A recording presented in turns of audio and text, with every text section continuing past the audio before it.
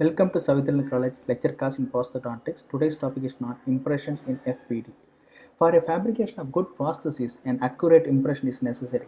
To get a perfect impression, the area has to be clean and dry, and the finish line has to be exposed properly, and we have to select a proper impression material. Fluid control methods are used to make the area dry and clean. The classification of fluid control methods are mechanical, chemical. Under mechanical, there are 5 types of fluid control methods. They are rubber dam, high volume evacuator, absorbent, saliva ejector, and pseudoplug. In rubber dam, it is introduced by Barnum. It is used to isolate one or more teeth. It eliminates the saliva and it retracts the soft tissue. It is used to take a single tooth impression, but polyvinyl siloxane material cannot be used because the rubber that is present, the rubber that is present in the rubber dam, will interfere in the polymerization reaction. High volume evacuator, it is more powerful suction apparatus which is helpful to remove the small operative debris. It is used in the preparation time and it can also used as a lip retractor. Saliva ejector, it is an adjuvant to high volume evacuation. It is used to evacuate when in case of maxillary arch is prepared, and it is very useful when the maxillary impression is done. Absorbent points can be used to remove the saliva that is present adjacent to the impression material.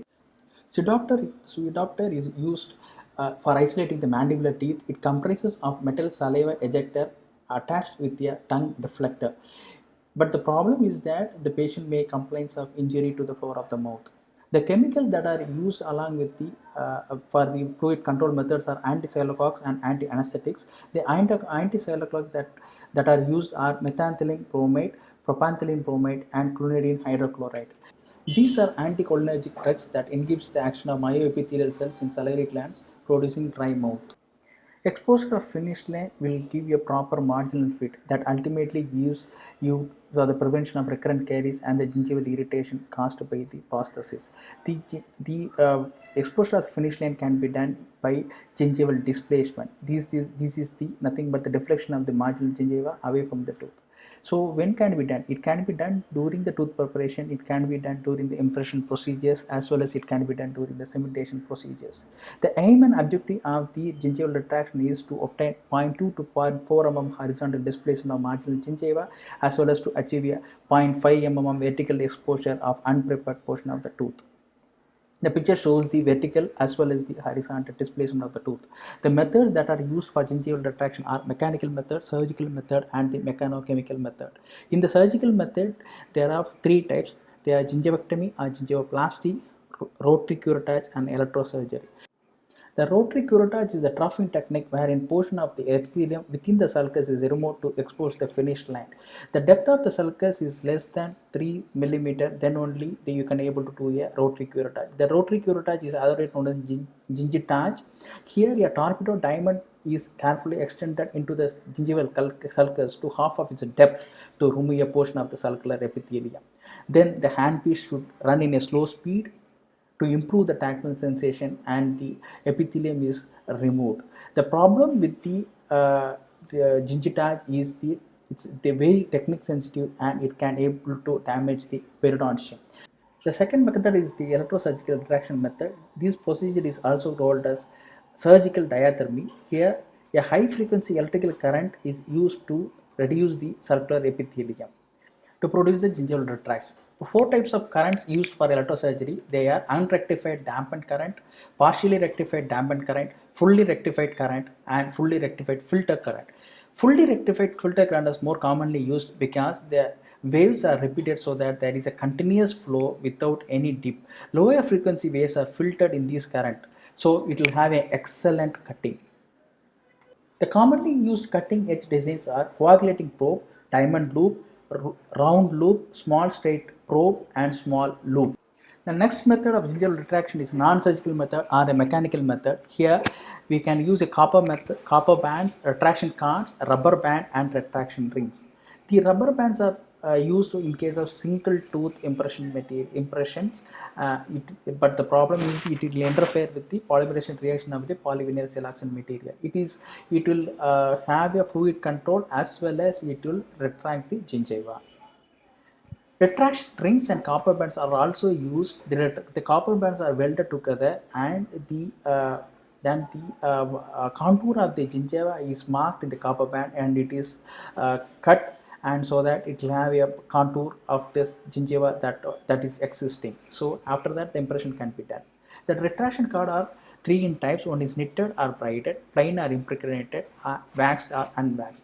The most common material that is used for retraction cards are cotton. In the knitted, there will be interlocking of chains, and it will transport the uh, hemostatic agent to the sulcus. The braided material are closely packed together so that the packing instrument will not penetrate and seize the cord strains.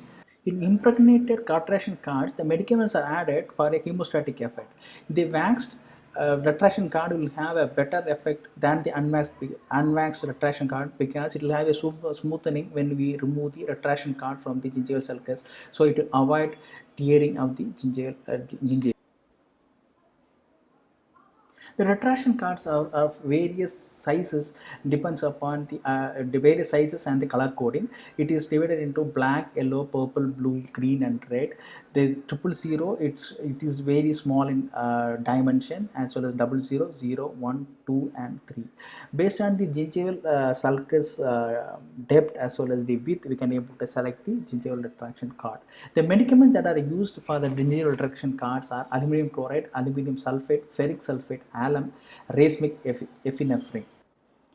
Technique for gingival retraction card placement: appropriate length of the gingival retraction card is taken, and it is dipped in the medicament for hemostatic property, and a special instrument called Fisher packer is used to pack the gingival retraction card in the gingival sulcus.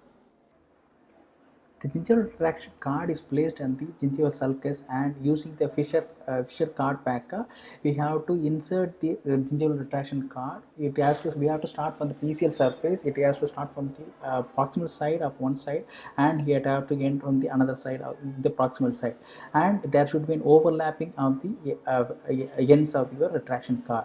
And while placing the retraction card, it has to be placed towards the tooth, so the retraction card packer should be angular towards the tooth, so that it won't have much effect on the sulcular epithelium, otherwise it will go for tearing of the attached gingiva.